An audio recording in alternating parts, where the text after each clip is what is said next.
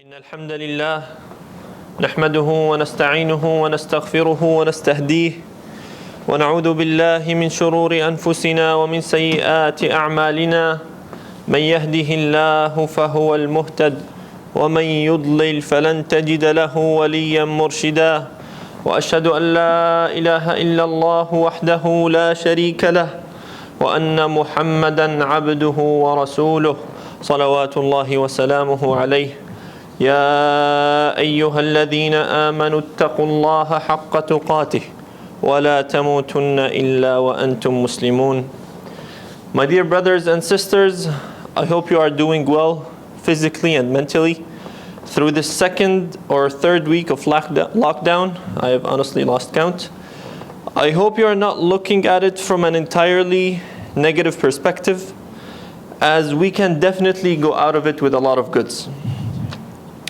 The best of times to revisit ourselves and work on our development is when we are isolated, away from the societal pressures and people's judgments. And the best that we can work on is actually strengthening our Iman and our connection with Allah subhanahu wa ta'ala. By identifying our weaknesses before our strengths, and working by the advice of Umar radiyallahu anhu when he said, "Hasibu anfusakum qabla an tuhasabu." Judge yourselves, hold yourselves accountable before you are held accountable, and weigh yourselves before you are weighed, as it is indeed easier for your judgment day tomorrow to judge yourselves and prepare from today. And the first step before admitting our Iman weaknesses is to successfully diagnose ourselves and be aware of the major signs that we can look for. Some of these signs are caring so much about other people's mistakes instead of looking at ourselves. Number two, giving too much care to dunya matters and continuously neglecting what is more important, which is the day of judgment and the akhirah. And number three, getting too sad for worldly matters that don't actually deserve much concern and worry, but we still fail to see that they don't matter and we still feel sad about them and get depressed. أقول قولي هذا وأستغفر الله لي ولكم فاستغفروه فيا فوز المستغفرين. الحمد لله وكفى والصلاة والسلام على عباده الذين اصطفى. أما بعد. In this khutbah we are going to quickly touch upon the struggle that takes part in our hearts between two entities, between two forces, our Iman and our desires. The presence of these two forces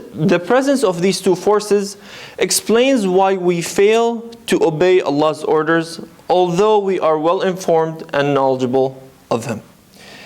It is very important to realize that these two powers vary from time to time, depending on what actions and deeds we have committed, and that every time we defeat our desires, Iman gets stronger. And every time our desires defeat us, our Iman gets weaker. So it is actually in our hands, my dear brothers and sisters, and we play a big role in this struggle.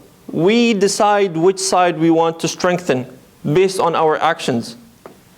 So we ask always Allah subhanahu wa ta'ala not to make us among those who he told the Prophet about when he said, فَإِن لَمْ يَسْتَجِيبُوا لَكَ فَاعْلَمْ أَنَّمَا يَتَّبِعُونَ أَهْوَاءَهُمْ فاللهم يا مقلب القلوب والأبصار ثبت قلوبنا على دينك اللهم يا مقلب القلوب والأبصار ثبت قلوبنا على طاعتك اللهم حبب إلينا الإيمان وزينه في قلوبنا وكره إلينا الكفر والفسوق والعصيان واجمعنا مع عبادك الصالحين في جناتك جنات النعيم وصل اللهم وسلم على سيدنا محمد وعلى آله وصحبه وسلم وأقم الصلاة.